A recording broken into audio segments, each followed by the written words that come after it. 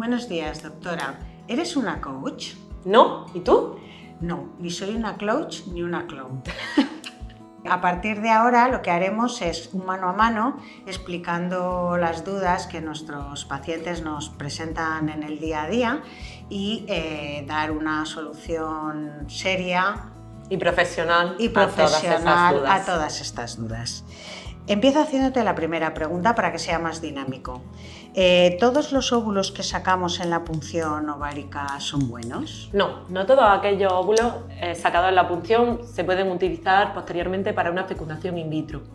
Dividiremos los óvulos en maduros e inmaduros y solo aquellos maduros podrán ser utilizados en la fecundación, ya que solo en estos podemos garantizar un estadio óptimo tanto genético como citoplasmático. Embrionario. Esto la verdad es que depende mucho de la historia personal del paciente, del estilo de vida, de su antimülleriana, de su edad, por supuesto, y de muchos otros factores que hacen que la cohorte de ovocitos del paciente sea mejor o sea peor. Pero nos encontraremos en este grupo de óvulos de todos, buenos, malos y regulares. Con la técnica del diagnóstico genético preimplantacional, ¿dañamos los embriones de nuestras pacientes? El diagnóstico genético preimplantacional es una técnica de rutina en los laboratorios de reproducción asistida. Con los años, el riesgo de hacer daño al embrión ha disminuido muchísimo. Y al contrario, hemos ganado en diagnóstico, en tener un mayor porcentaje de éxito, ya que podemos seleccionar aquellos embriones que son viables, que son genéticamente sanos, y esto nos ayuda a aumentar las tasas de embarazo. Claro, la verdad es que en medicina todo está debatido, ¿vale? Y entonces hay ramas de expertos que son más pro diagnóstico genético preimplantacional y otros que están más en contra. Entonces, depende de la opinión que obtengamos, pues estaremos más a favor o más en contra. Todo en medicina tiene su riesgo y su beneficio.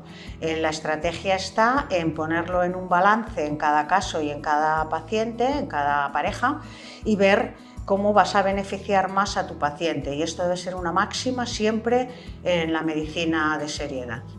¿Qué te parece si hablamos de la tasa de embarazos múltiples en reproducción asistida? ¿Son siempre múltiples? ¿No lo son? No, los pacientes tienen siempre entre el miedo y el deseo, porque siempre existe en ellos un conflicto. Por una parte quieren que sea gemelar o les haría ilusión, y por otra parte el temor. Es verdad que con los tratamientos de fecundación in vitro puede aumentar la tasa de gemelares respecto a la población que se embaraza en su casa y en su cama, pero dado que, pues que ponemos en ocasiones dos embriones juntos y transferimos estos embriones juntos, pues puede ocurrir que pueda aumentar, pero no siempre, ni muchísimo menos. Va a depender, como siempre, de la calidad de los embriones, del caso con el que estás trabajando, y el referente está en la Sociedad Española de Fertilidad, que ha dado sus estadísticas más recientes. Alrededor de un 8% de los embarazos FIV son gemelares y el resto son simples. Sí, como se ha visto, y la tendencia es a que transferís un solo embrión y claro, por ello reducir las posibilidades de tener un embarazo gemelar a las mínimas. Claro, yo creo que también por presión después de los obstetras y de los ginecólogos encargados de llevar estos embarazos, que claro, lógicamente viven en sus pacientes mayores riesgos, habida cuenta de que son pacientes mayores, que puedan tener mayor riesgo ya per se por su edad, pues lógicamente el tener una actitud conservadora a la hora de aconsejar un número de embriones va siendo mucho más predominante en los últimos tiempos. ¿Cuál es tu opinión sobre si la vitrificación y la desvitrificación pueden afectar a la calidad de los óvulos? Sí, bien es cierto que es probable que no todos los ovocitos sobrevivan a este proceso de vitrificación y desvitrificación. Es una técnica con una alta garantía, una alta tasa de éxito, y que nosotros recomendamos sobre todo a pacientes jóvenes que quieran preservar su fertilidad para el futuro, ya que no acumula riesgo. No estropea tampoco los embriones. No disminuye bajo ningún concepto la calidad. Puede que alguno no sobreviva, pero las tasas de éxito son muy altas. Son casi como en óvulo fresco. Es importante hacer la diferencia entre la vitrificación y desvitrificación de óvulos y la vitrificación y desvitrificación de embriones, siendo mucho más estable lo segundo. Es decir, cualquier estructura llamada embrión es mucho más estable que cualquier estructura llamada óvulo, sobre todo cuando el óvulo que has congelado es un óvulo frágil. Y un óvulo frágil me estoy refiriendo a un óvulo de una mujer de edad avanzada. Por eso insistimos en la importancia de que esta preservación se haga cuanto antes en edad, que es lo que nos va a marcar mucho la diferencia. La diferencia en las tasas de supervivencia no va principalmente en el éxito de la técnica o en la mano del embriólogo, sino más en la cantidad de células simplemente que tiene un ovocito, que es una única célula, en comparación con un embrión en el que contamos de día 3 con 8 células hasta más de 200 en embriones de blastocisto, garantizando evidentemente que si pierde esa supervivencia. una o dos nunca pasa nada, ¿verdad? Vale, sobreviven mejor, sí. Doctora, ¿y su opinión respecto a este mito que los bebés nacidos de FIV son prematuros? ¿Qué tiene que decirnos? Pues yo creo que sí, hay un aumento leve que no es muy significativo, pero hay un aumento leve de la prematuridad. Y esto tiene una explicación muy sencilla, y es que las mismas causas de que la mujer tenga un hijo prematuro es la misma o parecida a la que le ha llevado a hacer el tratamiento de fecundación in vitro, como puede ser los miomas, las diabetes, las enfermedades inmunológicas, los problemas uterinos como la endometriosis. Entonces, todo esto hace que la causa sea la consecuencia. Por tanto, hay un pelín de embarazos prematuros mayor que en la población que se embarazan, como digo, en su casa y en su cama.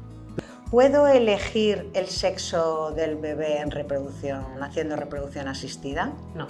La respuesta es clara, concisa. En España es una técnica totalmente ilegal, excepto en aquellos casos que por una cierta enfermedad genética debamos seleccionar el sexo del bebé, puesto que mujeres y hombres estamos destinados genéticamente a tener diferentes enfermedades.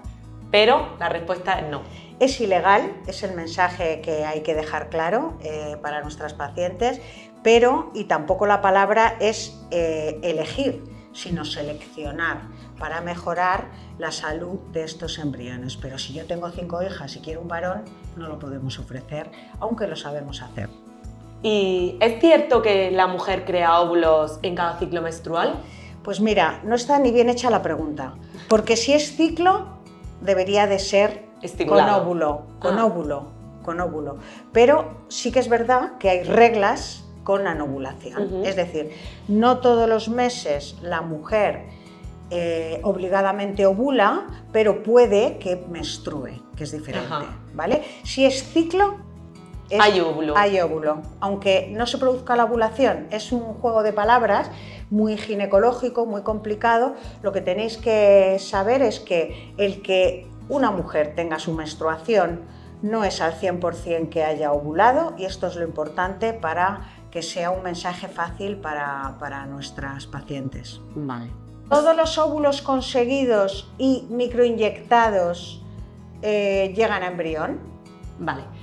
Para llegar a tener un embrión de un ovocito, deberemos de pasar por lo que a mí como embrióloga me gusta describir como una escalera para llegar al top de ese embrión que queremos dar como un bebé recién nacido vivo en casa, que es lo que a nosotros nos interesa. En primer lugar, deberá ocurrir la fecundación, que es la interacción entre tanto el ADN del óvulo como el del espermatozoide. A raíz de ahí, aún fecundados, es muy probable que algunos de estos embriones se bloqueen durante el desarrollo. Yo creo que las pacientes lo preguntan por eso, porque como siempre vamos restando. Sí, es muy normal que la paciente me diga, ayer tenía 10, hoy tengo 8. Claro, esto es lo que ellas quieren saber. Es totalmente normal, incluso en pacientes jóvenes, en pacientes de edad avanzada, evidentemente el número de embriones que tendremos al final del ciclo probablemente sea menor que en un ciclo con gametos donados o con pacientes jóvenes, pero es totalmente normal. ¿Por qué? Porque vamos seleccionándolo. Bueno, nosotros no les ponemos trabas, al revés, les damos el mejor ambiente posible, sino que los vamos viendo durante varios días y estos tienen que ir alcanzando unos hitos. El primero es el de la fecundación y luego sus divisiones, las cuales deben de ser sincrónicas, las células tienen que tener una simetría para que nosotros podamos garantizar que ese embrión en lo visual, que es lo que podemos ver sin llegar a hacer un DGP, es lo más normal posible, porque no puedo decir sano genéticamente porque no lo estoy analizando.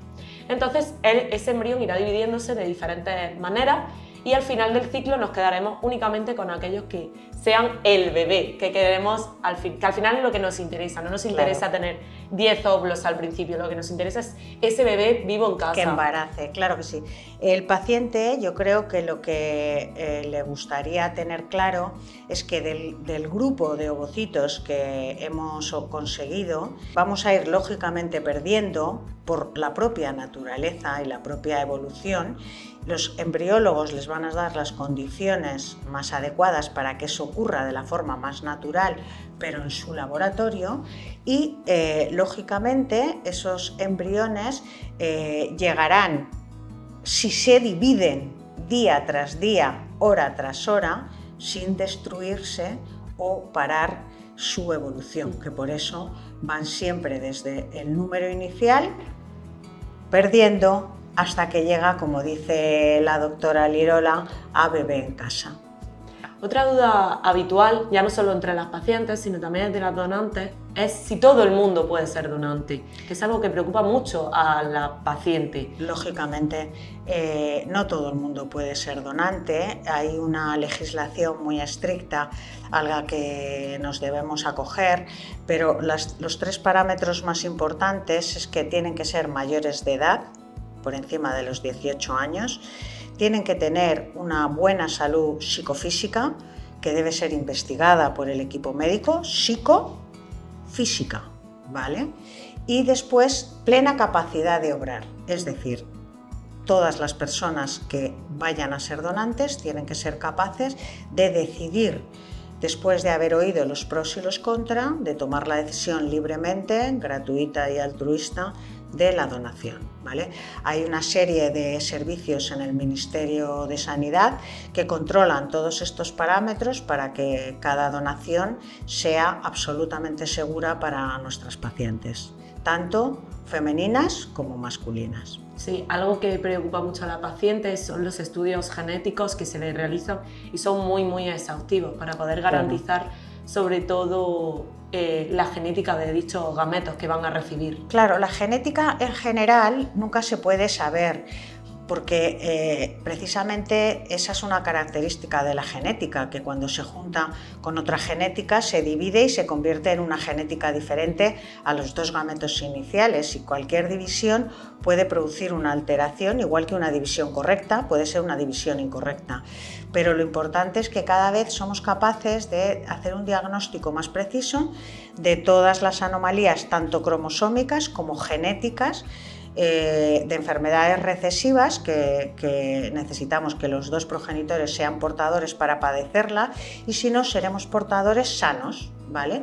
Entonces yo creo que esto es lo importante, que cada día somos capaces de avanzar más en el sentido de poder asegurar una salud más precisa de su próximo hijo. Doctora, explícales lo estrictos que somos en IMF y SIFIF haciendo selección de donantes, por ejemplo, dándoles un dato muy objetivo de cada cuántas donantes tienen que venir para elegir a aquellas que seleccionamos. Pues para que se hagan una idea, solo unas 2 de cada 10 donantes o puestas a donar, o en chicos también, alcanzan este nombre, llegan a ser donantes. Primero se someterán a una entrevista donde conoceremos simplemente su vida, su estilo de vida. Fumadores, fuera. Gente que no tenga un índice de masa corporal, ya sea subóptimo o por encima, que no sea saludable. ¿Gordos fuera. o delgados? Fuera. Luego pasaremos a un examen físico. En ello es un simple seminograma donde Aunque la normalidad está en 15 millones, con un 32% de móviles, para un donante no. Para un donante queremos la excelencia, entonces pedimos mucho más. En ellas buscamos un recuento folicular óptimo, que veamos un útero sano. ¿Por qué? Porque un útero con anomalías puede darnos una referencia a que algo en el resto de su sistema reproductivo esté mal. A partir de ahí, si los doctores dan el apto, pasará una entrevista psicológica. ¿Por qué? Porque también es duro pensar o creer, porque no son tus hijos, que tienes genes esparcidos por el mundo. Tienes que estar mentalmente preparado para ello. Otros muchos vuelven a estar fuera en este punto. Y al último punto en el que llegamos son a los análisis y exámenes de sangre y genéticos, donde, como hemos dicho, quitamos a todos aquellos que tengan alguna enfermedad, alguna anomalía o simplemente en un análisis rutinario, una serología seropositiva, VIH, hepatitis B, fuera. Por eso la selección de donantes es tan difícil y complicada. ¿Por qué? Porque solo nos quedamos con aquellos que puedan garantizar lo mejor para nuestras receptoras. Claro, yo diría que ante todas las pruebas realizadas en profundidad normales, si algo nos crea duda, tachón, sí, y no se coge. Porque realmente nuestra clínica, aquí en Instituto Madrileño de Fertilidad ISIFIF, tenemos muchas personas que acuden a donar con nosotros, con lo cual llevamos también un banco de muchos años de evolución y esto nos permite tener unos cánones de excelencia, como decía mi compañera, extraordinarios. Entonces, importante, yo creo que le podemos decir a nuestras pacientes que yo hoy me gustaría, y en los sucesivos vídeos que hagamos para transmitir información, así lo haremos, pero el mensaje que me gustaría transmitir hoy, y como conclusión, es que la información la reciban de la fuente más documentada, de la fuente más seria, de la fuente más científica, y que todo esto está hoy en día acreditado por una titulación que, les aseguro, no es nada fácil conseguir, y por una veteranía de la cual creo que en esta clínica, al menos, que es lo que conozco, damos fe de que está todo perfectamente conocido. Dejar de recurrir a coach, a pseudoprofesionales y a PON. Que no tengan una titulación que acredite su doctorado, su formación como ginecóloga vía MIR, como su experiencia tras años de tratar a pacientes, y sobre todo que no se crean a los vendedores de humo, ¿vale? Que hay gente que les ayuda y les quiere ayudar y que es su pasión hacerlo. Un beso y hasta la vista.